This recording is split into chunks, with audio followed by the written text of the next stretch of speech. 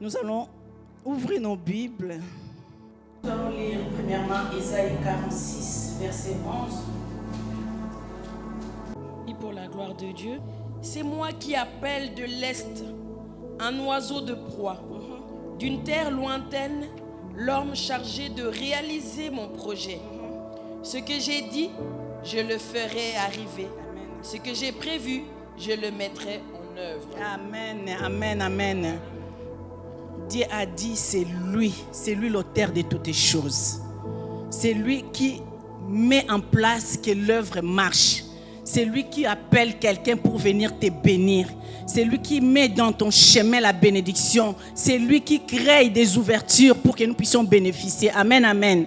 Parce que l'œuvre de Dieu est toujours étonnante. Et la Bible nous dit que les voies de Dieu sont insondables. Les voies de Dieu ne sont pas nos voies et nos pensées ne sont pas aussi les pensées de Dieu. Dieu nous bénit au-delà de notre intelligence. Il peut utiliser n'importe qui, même un sorcier, même un fou, pour pouvoir bénir quelqu'un. Amen. Ici, nous allons lire dans 2 Rois, chapitre 8, du 1er au 6e verset. C'est un passage que nous connaissons tous. Mais aujourd'hui, Dieu nous a mis à cœur pour que nous puissions les partager ensemble. 2 Rois 8, du 1er au 6e verset. La Bible dit, dans 2 Rois 8, Élisée dit à la femme dont il avait fait revivre le fils, « Lève-toi, va-t'en, toi et ta maison, et séjourne où tu pourras, car l'Éternel appelle la famine, et même elle vient sur le pays pour 7 années. La femme se leva, et elle fit selon la parole de l'homme de Dieu. Elle s'en alla, elle et sa maison, et séjourna 7 ans au pays des Philistins. Au bout des 7 ans, la femme revint du pays des Philistins, et elle alla implorer le roi au sujet de sa maison et de son champ. Le roi s'entretenait avec Géasi, serviteur de l'homme de Dieu, et il disait, « Raconte-moi, je t'en prie, toutes les grandes choses qu'Élisée a faites. » Et pendant qu'il racontait au roi comment Élisée avait rendu la vie à un mort, la femme dont Élisée avait fait revivre le fils vint implorer le roi au sujet de sa maison et de son champ. Géasi dit au roi, « Mon Seigneur, voici la femme et voici son fils qu'Élisée a fait revivre. » Le verset 6, le roi interrogea la femme et elle lui fit le récit. Puis le roi lui dit, puis le roi lui donna en unique, auquel il dit, fais restituer tout ce qui appartient à cette femme avec tous les revenus du champ depuis le jour où elle a quitté le pays jusqu'à maintenant. Amen, amen. Amen, amen. Que le nom de Dieu soit glorifié. Ici, j'ai intitulé mon thème « Activer la cloche de la multiplication ». Comment nous devons activer la cloche de la multiplication? Parce que depuis le début de l'année, on ne fait que parler de la multiplication, de la multiplication, de la multiplication. D'autres personnes disent que la multiplication, c'est une bénédiction, un miracle. Mais comment activer un miracle dans nos vies? Comment attirer un miracle? Comment faire revivre un miracle dans nos vies? Amen, amen. Ici, on nous a parlé de la femme des Sunamites, qu'on appelle aussi la femme de la distinction. Ici, pourquoi on a lu ces passages? Pour voir comment cette femme a activé la cloche de la multiplication dans sa vie. Si on peut encore nous lire 2 Rois 4, 8 jusqu'à 17, comme ça on verra comment cette femme avait multiplié, avait activé la cloche de la multiplication pour que nous soyons là où nous sommes aujourd'hui, pour que nous puissions comprendre pourquoi nous avons lu ces textes aujourd'hui. 2 Rois 4, 8 à 17. 2 Rois 4, à partir du verset 8 jusqu'à 17. Un jour, Élisée passait par Sunem. Il avait là une femme de distinction qui le pressa d'accepter à manger. Et toutes les fois qu'il passait, il se rendait chez elle pour manger. Elle dit à son mari, « Voici, je sais que cet homme qui passe toujours chez nous est un saint homme de Dieu. Faisons une petite chambre haute avec des murs et mettons-y pour lui un lit, une table, un siège et un chandelier, afin qui s'y retire quand il viendra chez nous. » Élisée, étant revenu à Sunem, se retira dans la chambre haute et y coucha. il dit à Géasi, son serviteur, appelle cette Sunamite. Géasi l'appela et elle se présenta devant lui. Et Élisée dit à Géasi, dis-lui, voici, tu nous as montré tout cet empressement. Que peut-on faire pour toi? Faut-il parler pour toi au roi ou au chef de l'armée? Elle répondit, j'habite au milieu de mon peuple. Et il dit, que faire pour elle? Géasi répondit, mais elle n'a point de fils et son mari est vieux. Et il dit, appelle-la. Géasi l'appela et elle se présenta à la porte. Élisée lui dit, à cette même époque, l'année prochaine, tu embrasseras un fils. Et elle dit, non mon Seigneur, homme de Dieu, ne trompe pas ta servante. Cette femme devint enceinte et elle enfanta un fils à la même époque, l'année suivante, comme Élisée lui avait dit. Parole du Seigneur. Amen. On acclame pour la parole de Dieu. On acclame pour la parole de Dieu. Amen. Pendant que tu es en train de clamer, il y a un miracle qui est en train de se déclencher. Amen. Amen. Merci Jésus. La femme de distinction. Cette femme a activé la cloche parce qu'Élisée passait seulement vers la ville. Elle n'allait pas chez la femme. Elle passait comme tous les autres qui passent. Mais cette femme a eu la révélation. Cette femme de distinction s'est dit en lui-même et elle est allée parler à son mari. Mais cet homme de Dieu qui passe tous les jours en ses lieux, il va et il rentre, il va et il rentre. Comment nous puissions faire pour l'aider? Est-ce qu'on ne peut pas arranger la chambre en haut, mettre une chaise, arranger les lits pour que la personne, l'homme de Dieu se retire pour prier au moment où il sera dans notre ville à Sunem? Cette femme avait la sensibilité. Le dimanche, quand l'homme de Dieu parlait de la sensibilité, j'ai senti quelque chose en moi qui dit, des fois, on laisse passer notre bénédiction parce que nous ne sommes pas sensibles. La bénédiction nous passe comme ça, on regarde et ça va de l'autre côté parce que nous manquons la sensibilité. Cette femme était sensible et éveillée quand il a entendu, quand il a vu seulement, il a eu à cœur le désir d'aider. Le désir de faire quelque chose. Elle est allée parler à son mari. Nous devons agir. Nous devons faire quelque chose pour cet homme de Dieu qui passe tous les jours en ses lieux. Quand ils ont fait ça, et l'homme de Dieu était content. L'homme de Dieu venait se retirer, prier. Et quand il partait, il a dit, mais cette femme nous accueille comme ça. Il nous a fait du bien. Nous ne pouvons pas aller comme ça et laisser cette maison vide. Il a appelé son serviteur. Qu'est-ce que nous devons faire? Parce que c'est que cette femme a fait, personne n'en a fait auparavant. Parce que je viens, je sors, je rentre, je sors. Personne n'a eu l'idée de nous faire quelque chose, ou bien de préparer la chambre pour que nous puissions nous retirer et chercher la face de Dieu. Nous allons prier Dieu pour cette femme. Qu'est-ce qui manque dans cette maison? Appelle-moi cette femme. On a appelé la femme. Nous, des fois, les femmes, on est des fois orgueilleuses, des fois on est timide, on ne veut pas peut-être parler de nos problèmes à n'importe qui. La femme s'est retirée, elle dit, je vis au milieu de mon peuple, tout va bien. Mais Géasi, le serviteur, comme aussi il était curieux, il a vu que dans cette maison, il n'y a pas d'enfant. Et son mari, il est déjà fatigué, il est déjà vieux. Et l'homme de Dieu a déclaré une parole. Dans l'année prochaine, dans cette même époque, tu embrasseras un fils. Tu auras un fils. Pourquoi? Il a déclenché quelque chose que personne n'avait fait auparavant vis-à-vis de l'homme de Dieu. Et l'homme de Dieu a commencé à déclarer la bénédiction sur la femme. Ce n'était pas seulement la naissance d'un fils, mais le fils là était aussi mort un jour. Et ce même homme de Dieu a ramené ses fils à la vie. Deuxième bénédiction. Qu'est-ce qui est mort dans ta vie? Qu'est-ce qui n'est pas encore vu les jours dans ta famille? Il faut faire quelque chose pour l'œuvre de Dieu. Il faut faire quelque chose pour les serviteurs de l'Éternel. Il faut faire quelque chose pour activer la bénédiction de l'Éternel dans ta vie, pour activer la bénédiction de l'Éternel dans ta maison, dans ta famille. La femme de distinction s'est levée. Il a dit à son mari, nous devons préparer une chambre. L'hospitalité est la clé. L'hospitalité est la clé qui a ouvert les portes de la bénédiction dans cette famille.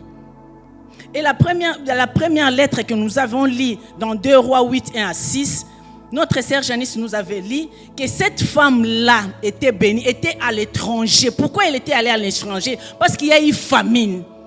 Comme il était bien, comme il était béni et aimé de serviteur de Dieu, quand Dieu a révélé à son serviteur qu'il y aura la famine qui va frapper la ville, le serviteur de Dieu est allé trouver la femme pour lui dire, prépare-toi de quitter la ville. Deuxième bénédiction. Tu ne seras jamais surpris parce que le Seigneur viendra toujours te rappeler des choses, te proposer des choses et t'épargner du danger. La femme est sortie avec toute sa famille pour aller se cacher, aller trouver l'abri ailleurs, l'abri du famine. Là, il était en paix avec sa famille. Et quand la famille était finie, durant 7 ans, elle est revenue dans sa ville. Et là où elle a trouvé que tout ce qu'il possédait était déjà perdu parce que d'autres personnes, ils ont pris ses propriétés, ses champs, la maison. Mais elle ne s'est pas arrêtée là. Elle est allée trouver le roi pour réclamer son sort, pour réclamer ses biens. Ce soir, nous allons réclamer nos biens. Tout ce que nous avons perdu. Parce que nous sommes devant les rois des rois, des rois, des rois, des rois. Si le roi là a eu l'occasion d'écouter l'histoire de l'homme de Dieu, parce que Géasi était là, qui parlait de cette femme au roi, il dit, notre Seigneur, notre Élisée, notre prophète, il est le puissant. Parce que j'ai vu dans mes yeux comment il a déclaré une chose dans la famille de la Sunamite et la chose s'est réalisée. Cette femme n'avait pas d'enfant, il a eu d'enfant. Et quand l'enfant même était mort, Élisée a déclaré et a ressuscité l'enfant. Au moment où il parlait de cette femme s'est présentée devant le roi. Et Géasi a dit, voilà même la femme que je suis en train de parler, elle est là avec son fils. Nous devons marquer nos époques, nous devons marquer l'Éternel, nous devons marquer notre entourage, nous devons marquer le serviteur de Dieu par notre façon d'agir. Je vais encore prendre un autre exemple d'Abraham. Abraham aussi était assis. Là, nous sommes en Genèse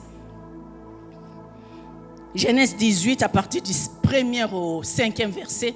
Abraham était assis sous les chênaies, comme nous dit la Bible. Mais il a vu 3 personnes qui passaient. Si c'était nous, dans notre époque, peut-être on allait laisser les gens passer. Mais comme il était sensible, il a saisi cette opportunité. Il est allé vers les 3 hommes-là, ne sachant pas que c'était des anges de Dieu que Dieu a envoyés pour aller détruire Sodome et Gomorrhe. Nous devons être réveillés. Nous devons sortir des distractions parce que des fois, on est plein de distractions. Nous laissons passer notre bénédiction ailleurs. Nous devons être sensibles à la voix de Dieu, sensibles à tout ce qui se passe tout autour de nous, sensibles même au malheur, aux douleurs des autres. On peut voir notre ami, notre sœur, notre frère qui souffre. Mais nous sommes là comme si rien n'était. On ne fait même pas attention. On ne demande même pas. On ne rend même pas visite. Cela décourage beaucoup. Mais si nous sommes sensibles au malheur, aux tristesses des hommes, même des gens qui nous entourent, nous allons ramener beaucoup de gens dans cette église. Amen. Oui. Des fois, on ne veut pas appeler pour dire que je suis malade, j'ai tel ou tel problème. Mais ayons ces sentiments d'appeler, même appeler quelqu'un, ça fait du bien, même si on ne se rend pas sur place. Mais dès qu'il va attendre que tu l'as appelé, ça lui fera énormément beaucoup de bien. Mais des fois, on ne fait pas attention. Peut-être parce qu'on est trop pris, peut-être parce qu'on oublie, mais restons vraiment sensibles aux besoins de nos bien-aimés. Restons sensibles. Si cette femme n'était pas sensible aux besoins de l'homme de Dieu, elle allait rater beaucoup de choses. Si Abraham aussi n'était pas sensible, il allait laisser passer les anges de Dieu devant comme ça. Peut-être comme Dieu a décidé de bénir Abraham, peut-être il allait le bénir d'une autre manière. Mais là, Abraham n'a pas laissé passer la chance. Il a saisi cette opportunité pour aller vers ces 3 hommes, pour leur supplier d'entrer dans sa maison, l'hospitalité. Et les hommes de Dieu ils ont accepté d'entrer. Il leur donnait l'eau pour laver leurs pieds, à manger que Sarah a préparé. Ils étaient contents et ils ont commencé à déclarer des choses. Ils n'ont même pas caché qu'il allait détruire Sodome et Gomorrhe. Et quand Abraham a su que ces hommes-là étaient les envoyés de Dieu pour aller détruire Sodome et Gomorrhe, pensant qu'il a son frère, son neveu, là où ils devaient être détruits, il a commencé à intercéder. Amen. Hein? Voilà la bénédiction. Voilà la clé. Parce que si Abraham n'était pas sensible, il allait détruire même Lot. Mais Lot aussi, comme il était dans la lignée d'Abraham, quand il a vu ces hommes avancer, lui aussi a fait la même chose qu'Abraham. Il est allé vers ces hommes pour leur supplier, entrez dans ma maison. Que notre maison ne soit pas fermée, que nos portes ne soient pas fermées. Laissons nos portes ouvertes pour attirer la bénédiction, pour attirer la vie, pour attirer des bonnes personnes. Quand nous allons faire du bien aux gens, c'est prêter à l'Éternel, Dieu nous dit. Donner aux pauvres, c'est prêter à l'Éternel, parce que l'Éternel te les rendra d'une manière que peut-être tu ne t'attendais pas. Amen. Hein?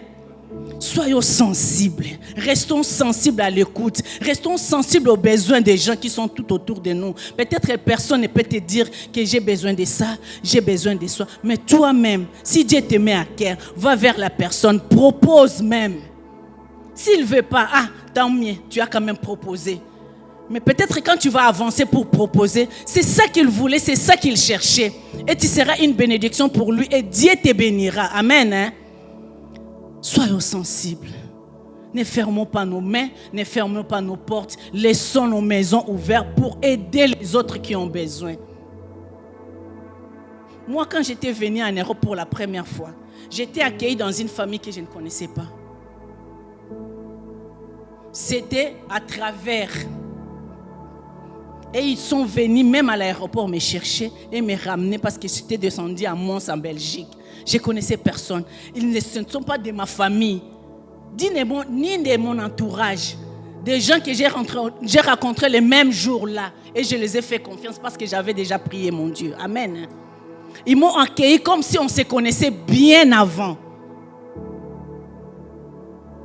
Et quand je voulais partir pour l'Angleterre, c'est eux qui cherchaient des gens pour m'aider. Comment faire pour sortir de Belgique et aller en Angleterre. Parce que comme l'Angleterre n'était pas dans le Schengen, je devais chercher d'autres moyens. Cette femme a ouvert sa porte pour que moi j'entre. Au moment où il avait son mari malade, mais ils m'ont accepté. Ils m'ont donné l'endroit où dormir. Ils m'ont nourri durant ces une semaine que j'étais avec eux. J'ai dit, même jusqu'au présent, j'ai continué à appeler cette dame. Je continue à bénir et à prier pour cette famille. Parce que ce n'est pas n'importe qui. Tu peux embrasser n'importe qui pour dormir chez toi. Tu ne sais pas si c'est une sorcière ou quoi. Tu ne sais pas. Beaucoup, on évite. On ne sait pas. On ne connaît pas son état d'âme. On ne peut pas l'accueillir chez nous. Non. Propose ton aide. S'il ne veut pas, il ne veut pas. Peut-être c'est la personne que Dieu a mis sur ton chemin pour que tu puisses l'aider et que ta bénédiction puisse être déclenchée. Amen, amen. Abraham a fait la même chose. Lot a fait la même chose. On a vu comment Lot a été épargné. Toute sa famille était épargnée. Bien que les violents étaient venus pour tabasser, détruire la maison, égorger les gens. Mais ces anges-là, ils ont frappé d'aveuglement tous les gens du village, tous les gaillards-là qui venaient pour menacer. Ils étaient frappés d'aveuglement. Ils ne savaient pas où trouver la porte pour entrer et faire leurs mauvaises actions. Ils étaient protégés. La protection était là. À cause de l'hospitalité. À cause du bien qu'ils ont fait. Soyons hospitalières. Pensons aux autres. Ne pensons pas toujours à nous-mêmes. Quand tu manges, pense aussi à ceux qui en manquent. Tu peux faire même une prière, Seigneur. Moi, j'ai eu quelque chose à manger, mais pense à ceux qui en manquent en ce moment. Pourvois, Seigneur. Ta prière peut-être va déclencher quelque chose là où les gens sont affamés, là où les gens meurent de faim. Tu ne sais pas ce que sa prière va faire dans leur vie.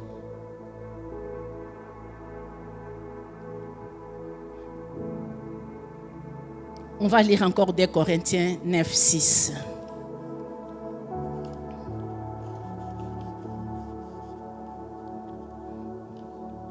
Deux Corinthiens 9, 6. 2 Corinthiens 9, à partir du verset 6 jusqu'à 7. Ouais. Sachez-le, celui qui sème peu moissonnera peu. Et celui qui sème abondamment, moissonnera abondamment. Amen, amen.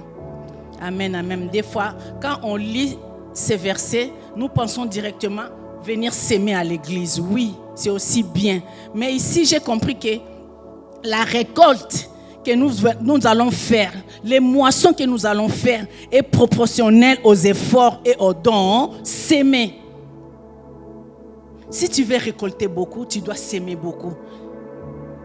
Si tu sèmes peu, tu moissonneras peu. Donc si tu travailles beaucoup, les dons que tu vas faire aux autres, aux pauvres, tu fais beaucoup de dons, Dieu va se souvenir et il pourvoira à ta famille, à ton besoin, à tes bien-aimés, à ton entourage. Dieu fera aussi pareil. Parce que tolobaka na lingala nzamba zalaka na nyongo mutu te. Atikala kozala jamais na nyongo. O nyos to salaka afuta kazongisa kango d'une manière ou d'une autre. Voilà, cette femme a fait beaucoup de choses. Il a fait ça. La geste, peut-être on peut voir, c'était minime. Mais Dieu a vu que c'était grand. Et la bénédiction continuait à couler. Il a eu l'enfant. L'enfant était ressuscité. Et au moment des épreuves, Dieu l'a épargné. Et quand il est revenu dans sa ville, on l'a restitué tous ses biens. Il n'a rien perdu. Parce qu'il a fait confiance en son Dieu, parce qu'il a servi l'homme de Dieu, et l'homme de Dieu continuait à déclarer et à bénir sa famille. Il n'a rien manqué à cause de ce qu'elle a sémé. Qu'est-ce que nous sémons tout autour de nous? Des divisions, des querelles, la méchanceté, des jalousies. Qu'est-ce que nous sémons?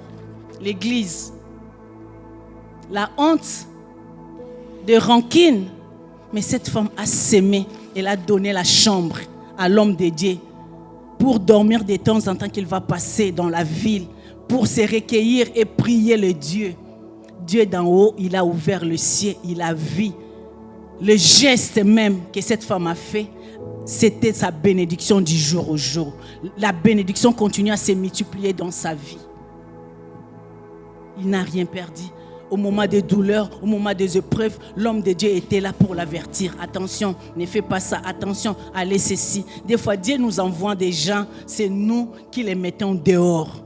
Et nous fermons la porte des bénédictions. La veuve de Sarepta, il a entendu la voix d'Élie. Élie a dit, je suis là, fais-moi à manger parce que j'ai faim. La femme de Sarepta a dit, la veuve de Sarepta a dit, il me reste seulement une petite poussière comme ça de farine et d'huile. Là, je ramasse un peu de bois pour faire des gâteaux. Nous allons manger, moi et mon fils. Après, nous allons mourir. Voilà ce que nous déclarons dans nos vies. Mais l'homme de Dieu a dit exactement, fais ce que tu viens de dire, mais fais d'abord pour moi. Et la femme a obéi. L'obéissance. Il a obéi à la parole de serviteur de Dieu. Et il a fait les gâteaux pour le serviteur de Dieu. Il a servi d'abord Dieu. Il a servi les serviteurs de Dieu, l'image de Dieu dans sa ville. Et après ça, ils n'étaient pas morts. Parce que la farine n'est pas manquée et l'huile continuait à couler dans sa maison. Pendant les temps de famine, et ils étaient bénis. Ils avaient toujours de quoi manger. Amen. Amen. Soyons sensibles.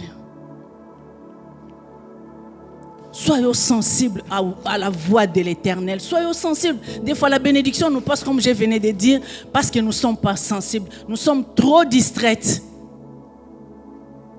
Nous sommes trop distraites et nous laissons passer la bénédiction. Après, nous allons nous rendre compte, le temps est déjà passé. Amen. Mais ce soir, Dieu veut que nous puissions saisir cette opportunité. Dieu veut que nous puissions s'aimer pour récolter. Dieu veut que nous puissions s'aimer en abondance pour récolter en abondance. Dieu veut que nous puissions être obéissantes. Nous puissions aussi se soucier des autres. Nous ne puissions pas nous voir moi. Ayons aussi l'habitude de voir tout autour de nous. Peut-être il y a des gens qui manquent. Il manque peut-être à manger, il manque peut-être le travail, il manque peut-être de quoi s'habiller, il manque beaucoup de choses. Ayons cet esprit-là de partager ce que nous avons. Amen. Et Dieu nous bénira. Amen, amen.